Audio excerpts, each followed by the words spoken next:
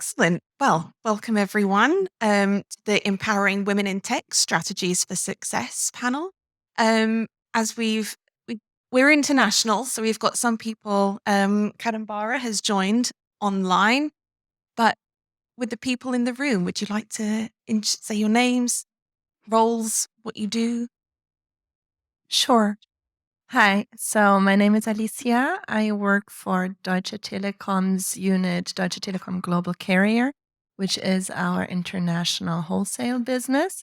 And I am on our innovation and business development team. I'm Anna Mikaelian. I'm with Tweet Telecom. We are a wholesale carrier.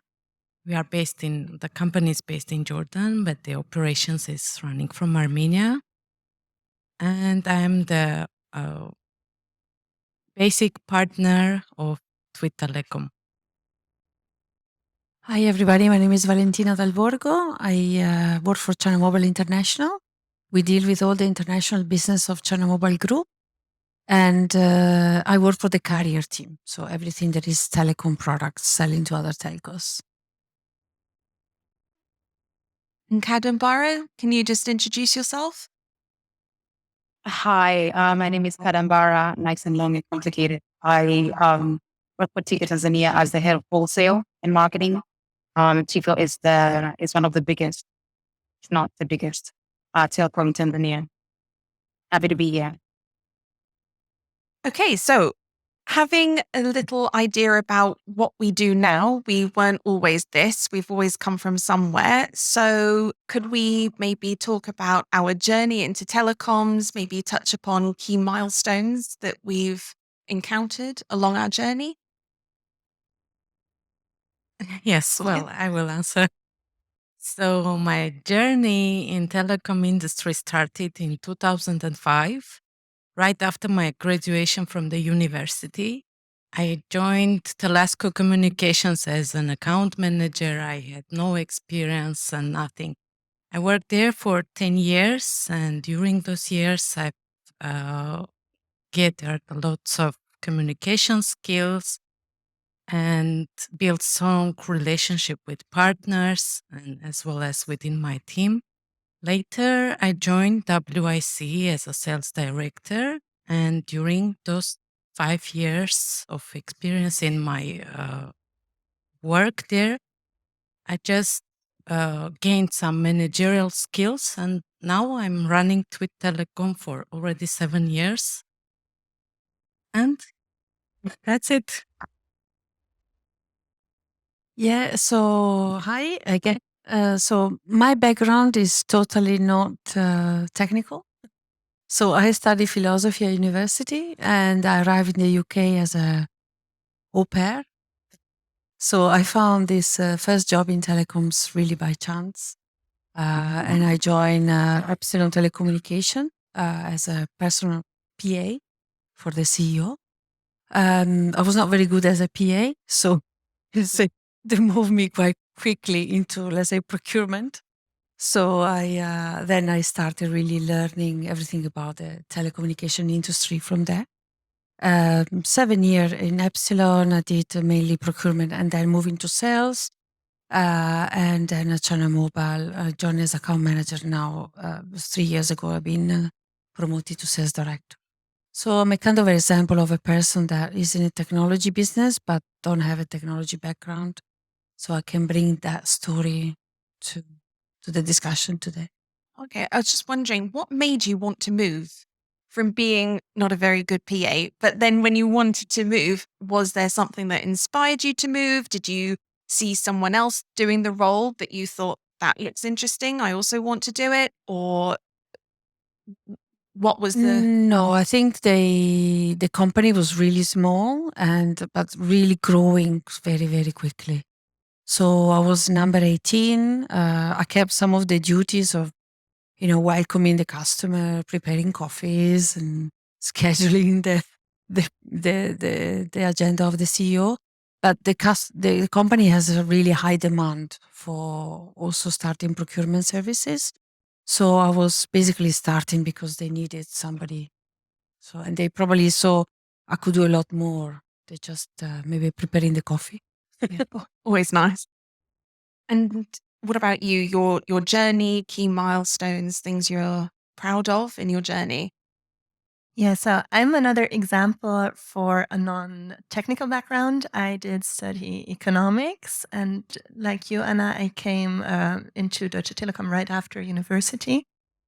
And one thing that really drew my attention was back then already Telecom had introduced a voluntary quota for women in different levels. And that was something that really drew my attention. And I know quotas can be debated. I'm happy to do so.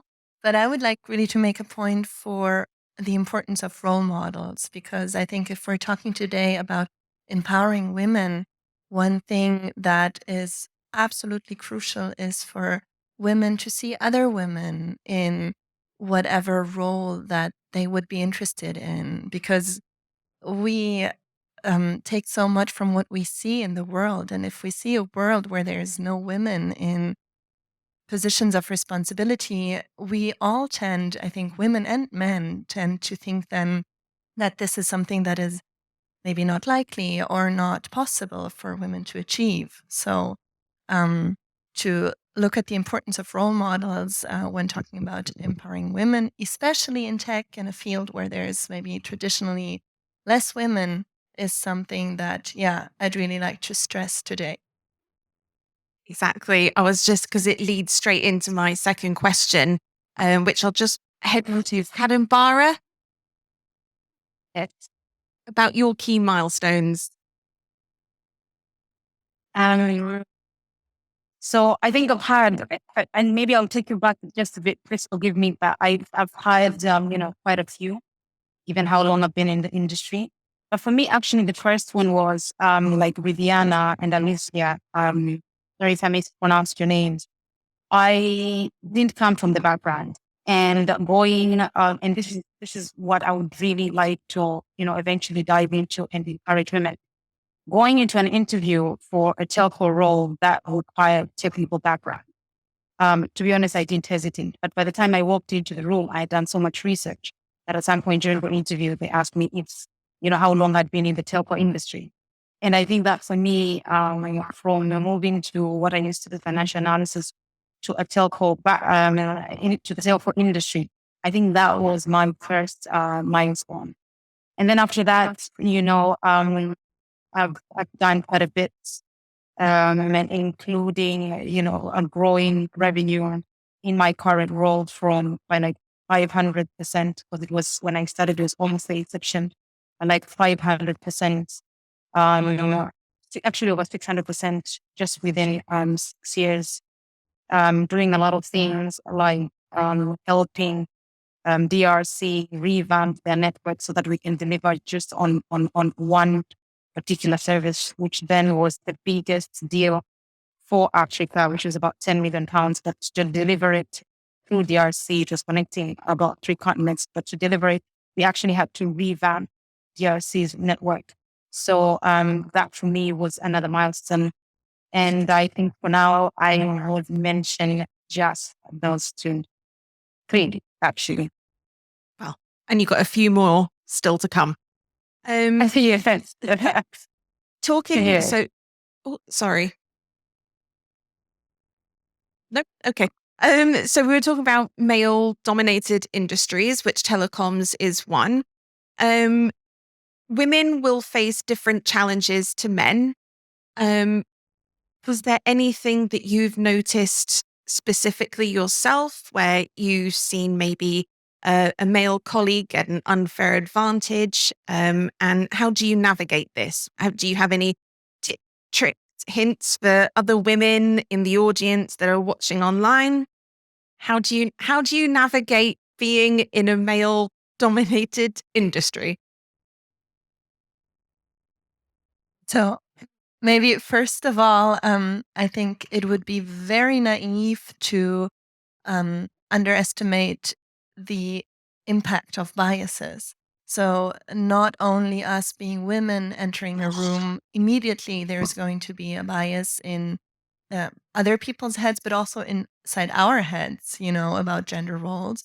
And then this goes further beyond gender. So this is something I think we have to acknowledge and to realize for ourselves and to make this a topic, because only then we can start actually acting upon it once we see and accept the fact that this is there, that there are so many biases that are starting so early on to be present in our heads. Like if I go to shop for kids' clothes, I will see the boys' shirts saying, "Hey, I'm a little superhero," and I will see the girls' shirt saying, "I'm daddy's little princess," So, I mean, this is putting it on sort of an abstract level, not like concrete advice, but I think something like that we all need to have in the back of our heads, addressing any kind of concrete actions regarding this topic. No, I agree, because I remember as a child, when you used to get the cards that would say, my daddy is a doctor, my mummy is a nurse. And it was always boys are one, girls are another, and never the two shall mix kind of thing. So I think it is important, as you said, whilst there are differences, it shouldn't be you are one, I am the other. And especially in today's day and age when things have changed. So Yes. I will tell you my story. Actually, I had such a bad experience when a man was promoted over me because of the gender. And all his actions were to prove that his superiority over me, and that he's my manager. I need to know my place. So as a result, I've left the company because I realized that this approach is coming from the upper management, and I cannot just grow in such atmosphere. And they even tagged me as an emotional girl back there. And after 1 year, I left the company. It was closed. So because there was no more emotional girls to go against for bad decisions. So the company was closed. And I'm really sorry about that. I didn't navigate. So this is my story. That's a really good story. And I think it just makes it more obvious that you need to have diversity, because without diversity, everyone has the same kind of opinion and outlook. And then they all congratulate themselves on running a company into the ground because they're all thinking the same thing, rather than someone challenging and saying, have you thought about doing it this way? And actually, that's the way to go. So, Yeah, in telecoms, I had just 2 jobs, let's say one in Epsilon, one at China Mobile International. So in Epsilon, when I started, I was so lucky we were a lot of girls. So it was always really, really positive, like really pleasant and fun environment. I think and China Mobile as well, we have a lot of girls and women as well. So our CTO, head of the network, is actually a lady. And our head of data center is actually a lady. So the 2 main pillars for technology, they are actually ladies. And also in the product team, we have a lot of ladies that manage fundamental products. So as well, when you see, even at NWC, we had like equal number of men and ladies presenting the products on the actual stand. So that is like something that you enter an organization, so it's kind of not worrying you too much. Thinking back of differences I had in my past, I think when I started doing sales, I actually realized, especially here in the UK and also in Latin America, I had an experience in Latin America, that some conversation are actually done in the pub after a really long drinking session, which you're not invited to. So a lot of the strong relationship that you had in the wholesale And for sales, they were done actually in the pub after the official meeting. And in Latin America, it was similar. So you have the official meeting during the day, but then at night, something else happened. So if you're not invited to the event at night, you are not part of that group and strong relationship bonding time. And so that I can see, it's difficult to enter those circles. So you do something else. Maybe you push more on the day, the daily meeting, or you have maybe a couple of beers in the evening, but that's it. Exactly. And Kadambara, just if you have anything. Yeah, so I think for me, what I wanted to share is the good news that I actually don't have these challenges on a day-to-day. I think it is changing with time. It has changed. But you have isolated incidents, and I'll just share two tweaks and highlight, I guess, some of the issues that we have. One, I was sitting in a meeting, very big meeting, very big fan, a lot of people in the boardroom, and I was challenging this fan. So to a point where the one who was heading the meeting on the other side, one of the directors, actually said, it's hilarious now in retrospect, but actually say, clearly we need to postpone this meeting because we don't have the proper skill set in the room. Obviously, in one sentence, undermining my capabilities. And what was interesting was I was sitting with so many other people. So I normally take it basically back at that particular point. I was like, I think maybe I could hold it, and then I tried to walk away, and then they pull me back in. But that's one. And another one is a friend of mine. This happened to a friend of mine where it was all women who went to this meeting, and then when they walked in, they actually told you in the wrong word, you need to find another man.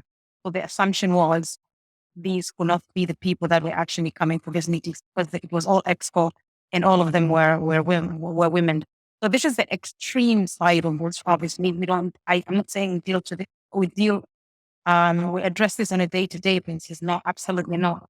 But occasionally you do come across this. And this is coming from a lot, from bias, from egos, from how maybe we are raised. I'm coming from a very different African environment.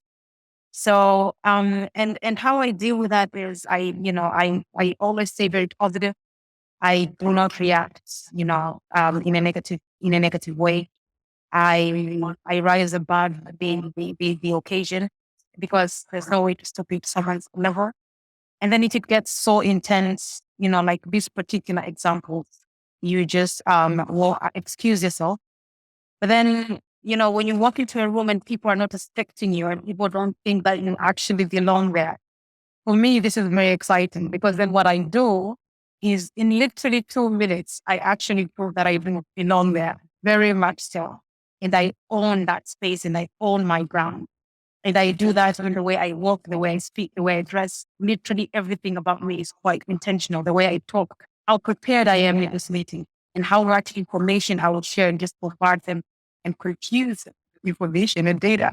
But I walk in and I do that very well. And what I find quite exciting, actually, maybe some people take offense to this, but what I find quite exciting is when you actually start speaking and then people go like, okay, that motivates me and just drives me to continue, pushing the boundaries and proving or rather defying. And I know maybe I'm taking a step farther, but defying the stereotypes and some of the biases that we have especially in this industry.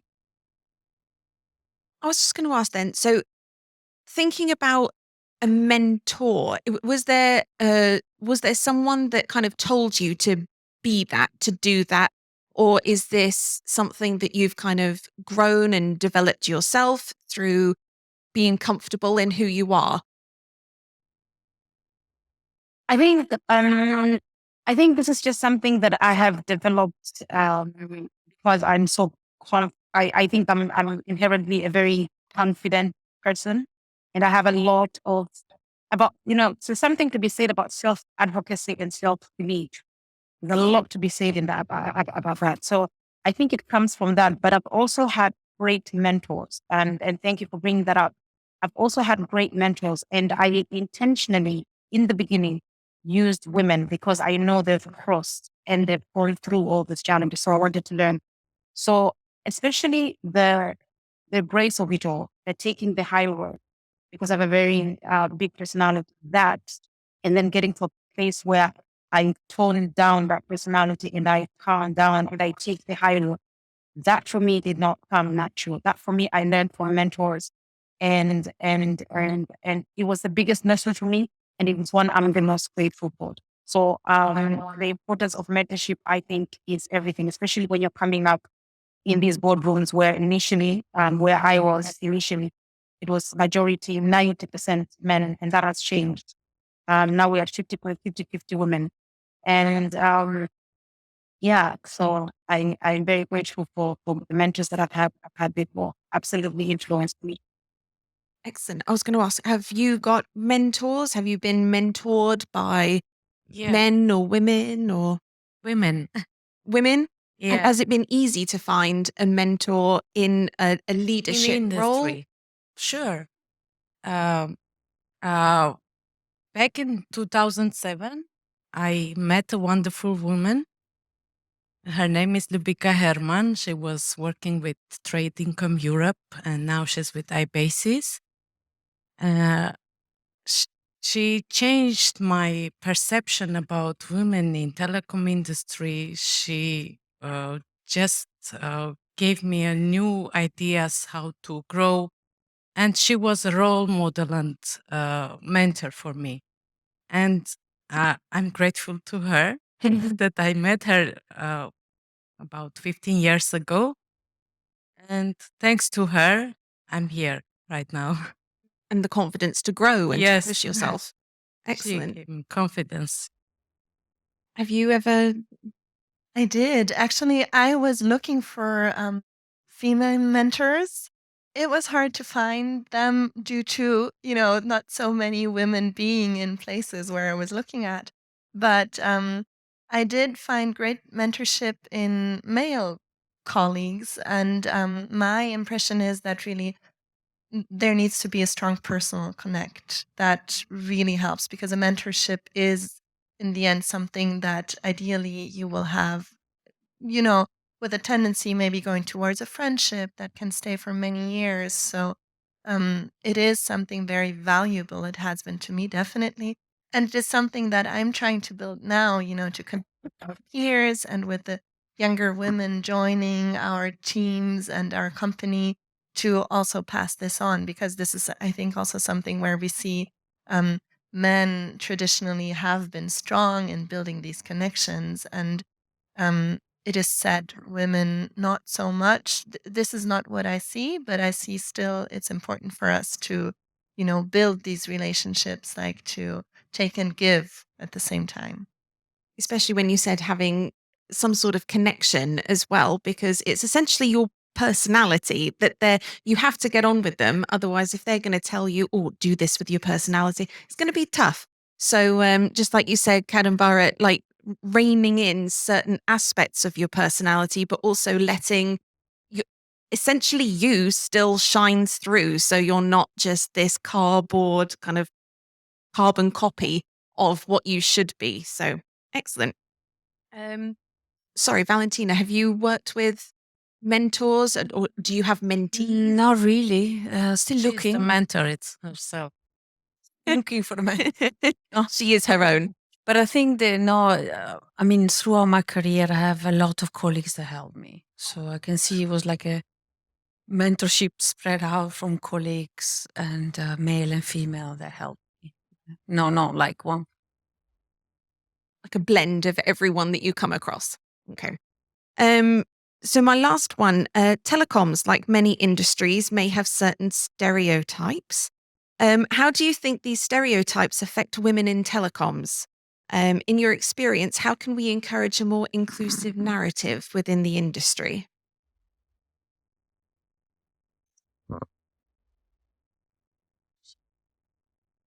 If you want to take this one, Yeah. or or Can I? oh, Can I jump in? Or Yeah, go for it. all right. So it's interesting. I actually asked a lot of women in power for this question, just to get their perspective in terms of what they struggle with the most. And this might sound a bit strange, but for me, I'm not sure. I don't know how to put this. I'm not very conscious, like on a day to day, of my gender, right? I don't practice it. When I walk into a room, I don't have any reflection or any reaction because of. But what I don't realize, because I am not self-aware in that space, what I don't realize is that majority of the people are, and this is women and men, very gender focused and also very gender biased. So what I've learned from people who, obviously, when I walk into a room, is being underestimated. That's one. Everyone I spoke to say that, being underestimated before you even actually spoke up. But more than that, and obviously people thinking that you're in the wrong room. But then more than that, and the thing that I think most women have said to me that I spoke to, that said has really worked against them, is women who has children, and that perception that, women cannot do it all. The ones that can do it all are these super women. This term I am really not fond of. These women who are, extroverts like me and very big personalities. And then the women who are, who have a strong, resilient, but is sort of quiet and graceful, and are viewed to be more nurturing, those ones, because they are more motherly and because they have children. It's then assumed that they cannot play this role or play role because, they'll it's the time to give birth and take care of children. This has been actually the biggest, the most recurring theme in all the women in power that I've actually asked. And one of the ways that they have dealt with it is actually addressing it within the organization. To create or rather push different communications, especially about women empowerment and women efficiency, etc. But also just within self is to prove and to show people that you can actually not necessarily do it all, but with the right help and with the right tools, because nobody pays us to be these super women, to be excessively strong. It's not sustainable. But if you seek out the house enough help and you're going, know you're sorry. The PepsiCo MD says we cannot see, former CEOs say this very, very well. You actually have to outsource a lot of the functions that you would be expected to do on your own, even the parenting part of it, so that you have more time to do all the aspects of all the things that you have to do. And you have to have a lot of help around you, and you have to be comfortable with that and forgive yourself and be okay with that. But when you walk in that boardroom, you have to be that person that is viewed as efficient, as an employee, as a woman whose career is developing and who's growing, and not necessarily a mother who people expect you to be a woman, and maybe you have to be a bit assertive in a professional way. That is not accepted. So there were some of the challenges, and then I've known companies like our company where I work, with have gone as far as having nurseries and having care, child care at the workplace, just so that they can help women do the work, the career, and the motherhood juggle that we all have to do, but we also then have to do, right? So those are some of the stereotypes that I know people have encountered, and some of the ways that organizations, especially, because I think it begins with leadership within organizations and ourselves. And the one thing I would really urge women, especially young women, is to defy these stereotypes, not acknowledge them. Just if you can, it's something that takes time. Don't be hard on yourself. It will take time to build this, but don't acknowledge stereotypes.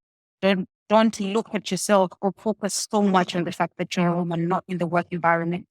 It might not necessarily work to your advantage. You're a woman, fire, you just move on with it. That would be my advice. I think that is actually quite key, just to not even acknowledge that there's a difference, because I think sometimes if you do notice that there's a difference, then it's the only thing you can ever focus on, and you think, well, I can't do that because of this and that. And I think, yeah, if you just ignore it and blindly just trust your gut and just go for it, then I think there's definitely something to be said there. Well, maybe more precisely, not having it limit you, right? Because we are all different. We have different interests and capabilities, but not having a stereotype in your own head to hold you back to think, And this, again, like you said, Kanambara, the role models are so important for that. For you to see someone else to do it is going to help you to encourage yourself to maybe choose a certain path. Because in the end, it's really, I think, oftentimes, the environment, we can individually, change only so much. But what we can really do is like to look at our own mindset and to be brave and confident about ourselves and what we are doing. I always go back to this one fact, and it's always something it really gets to me. If you look at a job description, a woman will read it and she'll make sure that she can do about 90% of it. And a man will look at the exact same, like same background, same knowledge, same everything. He'll be like, oh, I can do about half. And he applies and he'll get it because he went for it. And maybe they just thought, well, we didn't actually need all of those. They were all like nice to haves. And then he gets the job and he gets the promotion and he gets all the celebration. And it's always just a little bit annoying that we just don't go for it. So, and I know but actually we have an advantage over men because we have intuition that they don't have. Which I think, it counts for a lot.